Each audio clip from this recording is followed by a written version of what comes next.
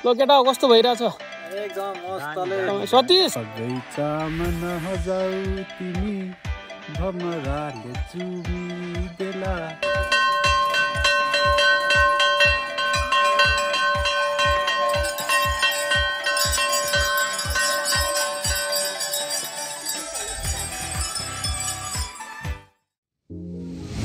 Hello and good morning साथीभाइ हो। हामी चाहिँ आज लटरम्बरेश्वर महादेव मकवानपुर जिल्लामा पर्ने लटरम्बरेश्वर महादेवको दर्शनका निमित्त हिँडेका छौँ। अहिलेसम्म हामी कोटेश्वरको पुलमा साथीहरू पुगेछन्।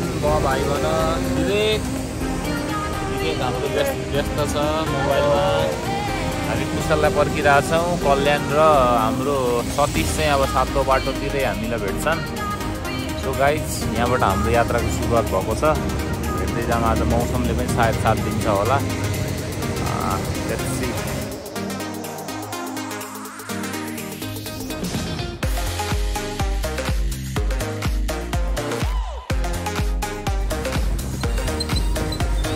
यो चाहिँ हामी अहिले सातो बाटोभन्दा अगाडि चापागाउँदो बाटोबाट चाहिँ यता बायाँ भनेको लेफ्ट मोड लिएर चाहिँ अगाडि बढ्दैछौँ।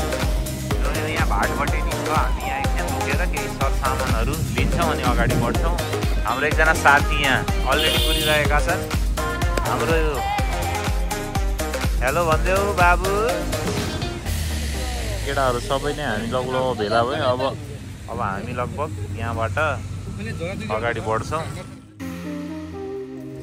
ल हामी चाहिँ अहिले यहाँ सातो बाटोभन्दा अलिकति अगाडि भाटपट्टि पनि नखुलेको हुनाले यहाँ एउटा किराना पसलमा छिरेर हामी यसो चाहिने सामानहरू लिँदैछौँ। हाम्रो साथी यहाँ डेट सेट टक्क सबै हेर्दै हुनुहुन्छ। र हामी यात्राका क्रममा ठेचो भन्ने ठाउँमा आइपुगेका छौँ। गन्तव्य चलि नै रहेको छ। झुकिनु पर्दैन। यहाँहरू पनि आउँदै हुनुहुन्छ भने सिधै सातो बाटो हुँदै चापागाउँदो बाटोको चाहिँ सिधै कुनै बाटो नमोडिकन सिधै आइपुग्नु त्यो ठेचो भन्ने ठाउँ आइपुगिन्छ। र यहाँबाट र हामी यहाँसम्म आइपुगेका छौँ। अब यो लेले टिका भैरव हुँदै हेटौँडा जाने बाटो यो बाटो हो भने अब सिधै सेराफाँट जाने बाटो रहेछ। र हामी अब यो बाटो यो साइन हेर्न नबिर्सिनु होला। यहाँ आइपुगिसके पछाडि त्यस पछाडि अब हामी यो हेटौँडाको बाटो हुँदै अगाडि लाग्छौँ। र हामी यात्राका क्रममा अहिले चाहिँ यहाँ Navadurga sweet and chaat house यो गोदावरी नगरपालिका नै पर्छ। प्याङ गाउँ ललितपुर भन्ने ठाउँमा आइपुग्यौँ। अब यहाँ खाजा खाएर हामी अगाडि बढ्छौँ। हाम्रो यात्राका सहयात्री एकजना मित्र हाम्रो सतीश कुमार दाहाललाई हामी कस्तो लागिरहेको छ अहिलेसम्मको यात्रा यहाँसम्म? बाटो कस्तो छ? बाटो त ठिकै छ। भोक अलि लागेको छ। ल भोक मेटाउनकै लागि हामी यहाँ छिरेका छौँ। अरू हाम्रो साथीभाइहरू पनि यहाँ छन्। ल अब खाजा खाएर हामी अगाडि बढ्छौँ होइन साथीभाइ हो। खाजा जे भेटिन्छ त्यही खाएर जाने अब। ल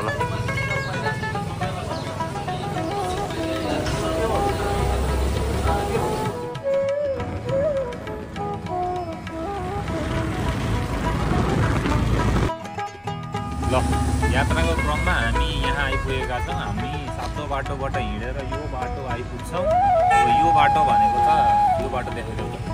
यो बाटो चाहिँ लेले जाने बाटो हो भने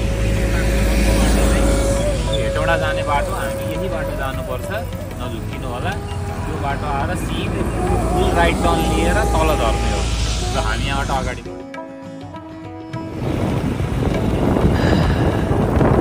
अलिअलि अफरोडको बाटो आइपुगेको छ। यो निर्माणाधीन सडक हो। कान्तिपथ लोकमार्ग हेटौँडा जाने बाटो ढालो बाटो छ निकै। बाटोमा जाँदै गर्दाखेरि यस्ता राम्रो भ्यूहरू पर्छन्। यो अब लगभग छपेली बजारभन्दा 6 किलोमिटर ओरतिर छौँ हामी। त्यहाँबाटको भ्यू हो यो।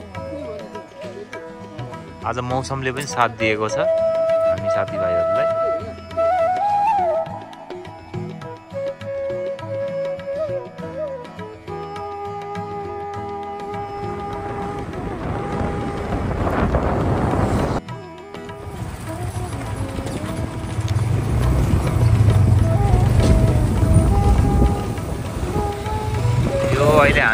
भट्टे डाँडा आइपुग्यौँ। भट्टे डाँडाबाट ट्याक्कसँगले अगाडि बढ्दैछौँ। पानी बिहान काठमाडौँ उपत्यकामा पानी परेको भए तापनि यतातिर सायद परेन। ल जाउँ साथी हो।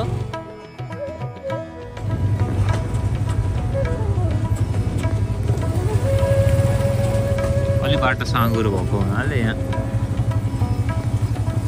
टु लेनको बाटोलाई आवत जावत हुने गाडीहरू अलिकति यहाँ बिचमा चाहिँ अप्ठ्यारो रहेछ। र यात्राको क्रममा हामी यो काल्चे भन्ने ठाउँमा आइपुगेका छौँ। बाटो कस्तो छ त केटा हो, कस्तो लाग्दैछ? ठिकै छ, राम्रै छ, तर बिचबिचमा चाहिँ अब अलिअलि अफरोड हो त्यो त। अब नेपालको त एउटा झल्को दिनै पर्यो त्यति अफरोडले। अच्छा, तर समग्रमा भन्दाखेरि राम्रो बाटो हो। आज पानी परेर पनि होला, पानी परेर हामीलाई साथ पनि दिएको होला, नत्र बाटो धुलो हुन्छ जस्तो। ल फाइनली हामी यो बागमतीको बगुवा पुल आइपुगेका छौँ। अब यहाँबाट लगभग 3 किलोमिटर छ सायद बाटो। त्यहाँदेखि चाहिँ हामी माथि बाइक राखेर अनि हाइकिङ सुरु गर्नुपर्छ। ल फाइनली हामी चाहिँ लटारम्भेश्वर रहेछ है नाम चाहिँ। हामी चाहिँ लटारम्बरेश्वर भन्दै थियौँ। श्री लटारम्भेश्वर महादेव आइपुगेका छौँ। अब यो बाटो चाहिँ यतै हो। श्री सडक निर्माण कार्यदल बेस क्याम्प पनि भन्दो रहेछ। अब यहाँ अलिकति माथि गइसकेपछि सायद हामीले बाइकहरू पार्क गरेर अनि हाइक सुरु गर्छौँ सायद। फाइनली हामी चाहिँ यहाँ अब तल आर्मी क्याम्प कटेर अलिकति माथि आइपुगेका छौँ। हाम्रो मित्रको बन्धुको हाम्रो बाइकले नतानेर मलाई यहीँबाट हाइकिङ सुरु गराइसके बन्धुले। बन्धु बाइकले किन नतानेको नि? बन्धुको अब अर्को बाइकको पावर पुगेन।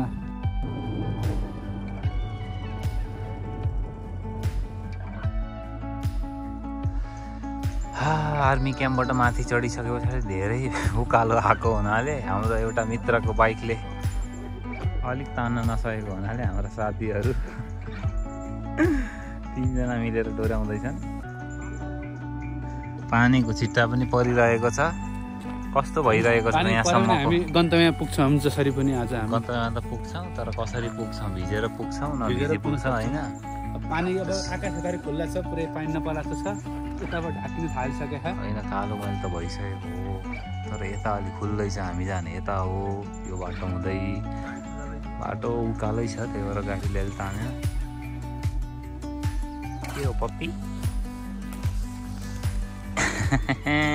बाँधेर राखे पप्पीलाई हो। कति राम्रो प्राणी हो। प्राणी नै प्राणी छन् यहाँ त, राम्रा राम्रा।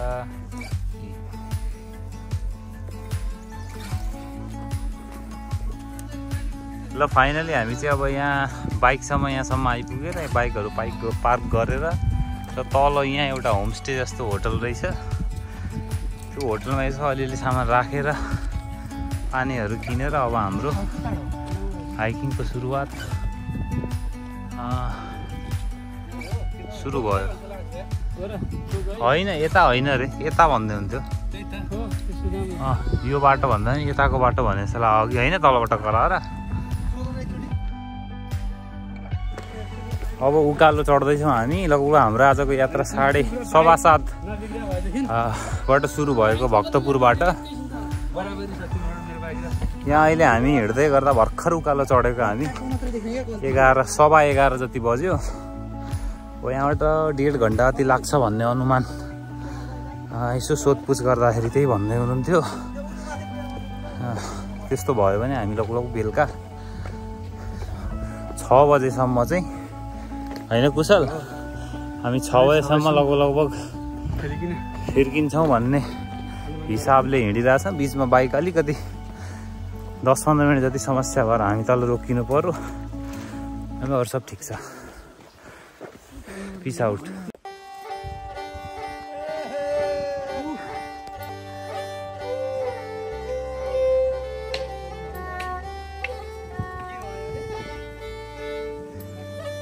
कोही अघि अघि भने कोही पछि पछि। जीवनको यात्रा यस्तै हो। कोही भने कुडा काडी लिएर हिँड्ने मान्छे छन्। पुराना लोहा टीना प्लास्टिक के जूता चप्पल शीशी बोतल टूटल फूटल बिचारी थ्रेसर ट्रैक्टर टाली ट्रक।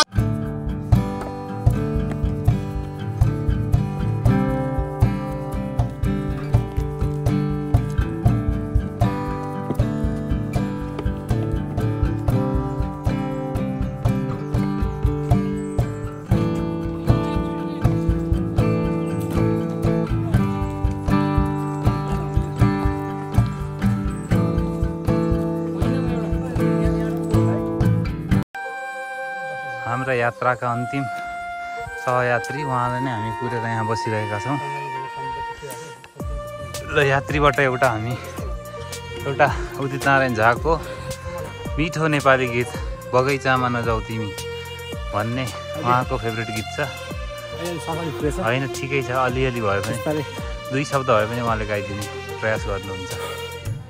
बगैँचामा नजाऊ तिमी भमराले चुमिदेला फुला सोचेर तिमीलाई फुला सोचेर। वाह वाह वाह। फेरि पनि हामी यात्राको क्रममा उहाँको यस्तै सुमधुर सुमधुर गीतहरू सुन्ने राख्नेछौँ। Stay tuned guys, peace. यात्राका क्रममा भिरपाखा उकालो ओह्रालो सिँढी चढ्दै हामी यहाँसम्म आएका छौँ। हाम्रो सहयात्रीका, हाम्रो यात्राका एकजना सहयात्री विश्राम गर्नुभएका छ।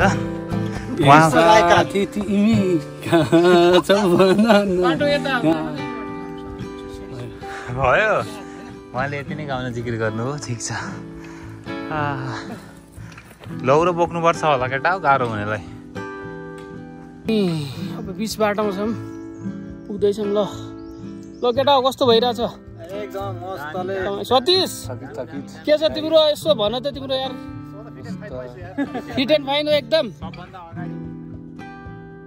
ल फाइनल्ली 58 भने पछाडि 1 घन्टामा हामी चाहिँ तलबाट बाइक राखेको ठाउँदेखि 1 घन्टा हाराहारीमा विश्राम गर्दै भए पनि हामी यहाँसम्म चाहिँ आइपुग्यौँ माथि। अब यहाँबाट सिधै हो लटरम्बरेश्वर महादेव पुग्नु 15 मिनट लाग्छ भन्दै हुनुहुन्छ। साथीहरू तलै हुनुहुन्छ, आउँदै हुनुहुन्छ। गुराँसहरू फुलेको छ, वातावरण रमणीय छ। अब त्यहाँ हामी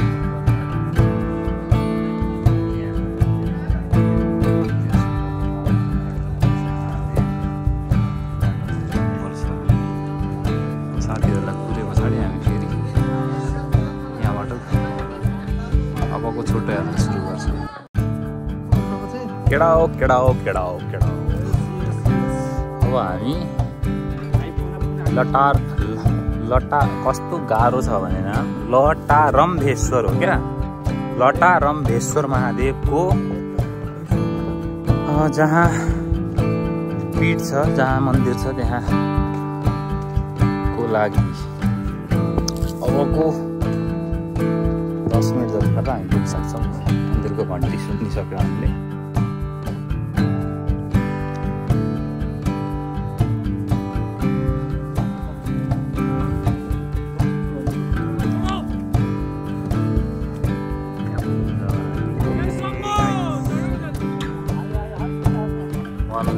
जस्तै छ बाटो।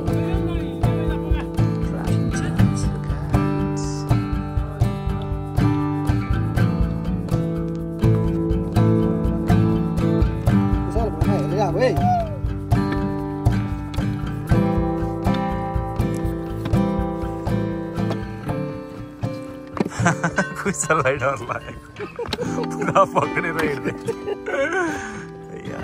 ल बाटो सानो भएको हुनाले अप्ठ्यारै छ नि त यसरी।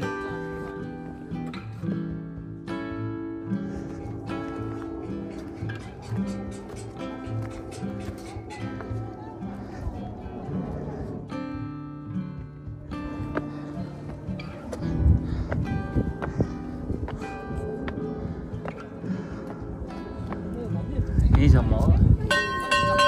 ल अहिले हामी चाहिँ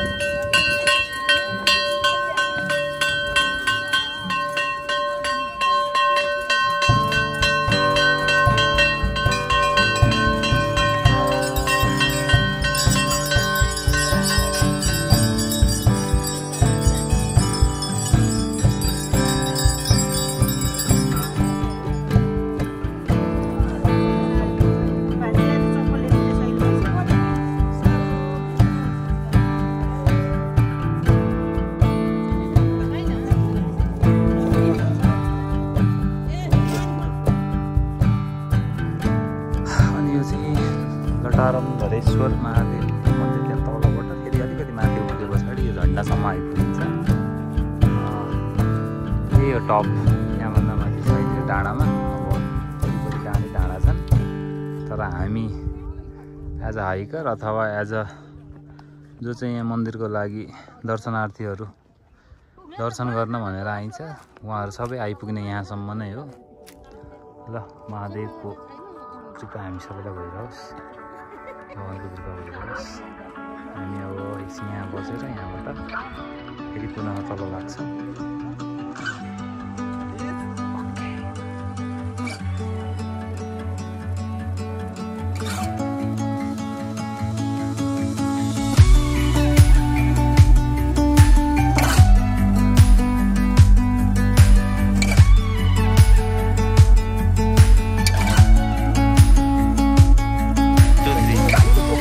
ल भन